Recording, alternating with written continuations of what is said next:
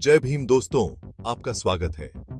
अपने चैनल दलित थे रियल हेरोज में वापस आपके सामने लेके आया हूं बाबा साहब की किताब। बाबा साहब अंबेडकर की पुस्तक कांग्रेस और गांधी ने अछूतों के लिए क्या किया के चौथे अध्याय, एक अपमानजनक आत्मसमर्पण। यह कहानी है उस समय की जब भारत आजादी की ओर बढ़ रहा था। कांग्रेस पार्टी यह दिखने ने कोशिश की उन्होंने देश को आजादी दिलाने का सपना देखा था, लेकिन इस सपने के पीछे कुछ अनकही कहानियां भी थीं। यह कहानी है उन लोगों की जिन्हें समाज ने अछूत कहकर अलग थलग कर दिया था। अछूतों की यह कहानी साधारण नहीं है। वे उस समाज में रहते थे जिसने उन्हें हमेशा हाशिए पर रखा, लेकिन उस समय उन्हें उम्मीद थी कि कांग्रेस पार्टी उनके लिए कुछ करेगी। कांग्रेस ने वादा किया था कि उनके अधिकारों की रक्षा होगी, उनका भी सम्मान होगा। लेकिन समय के साथ राजनीति और सत्ता की भूख ने उन वादों को कमजोर कर दिया। 1932 में पूना पैक्ट के समय जब अछूतों के लिए अलग निर्वाचक मंडलों की बात आई तो कांग्रेस के नेता सोच में पड़ गए।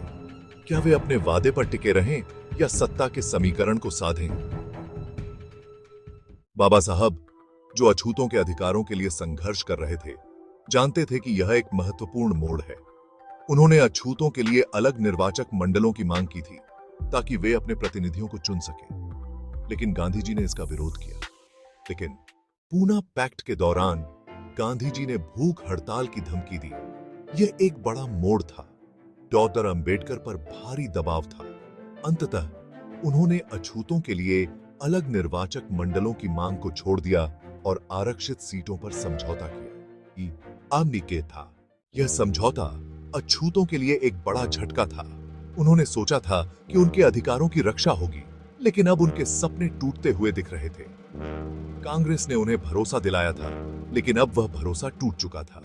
कांग्रेस ने अपनी राजनीति में जीत हासिल की, लेकिन अछूतों के साथ किया गया यह समझौता उनके लिए एक अपमानजनक आत्मसमर्पण था।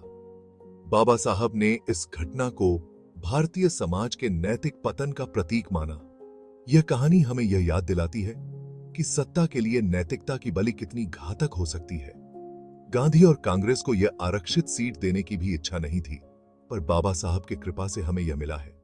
इसी के साथ ही हमें यह नहीं भुलाना चाहिए कि यदि बाबा साहब नहीं रहते तो यह हमें न तो चुनावी प्रतिनिधित्व मिलाने देते, ना ही यह हमें शिक्षा और नौकरी और अन्य विषयों हमें आरक्षण मिल पाता।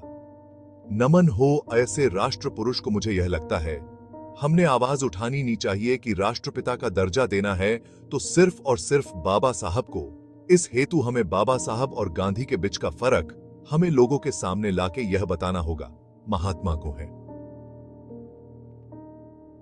फिर एक बार जय भीम दोस्तों। अगली बार मिलते किसी नए विषय के साथ।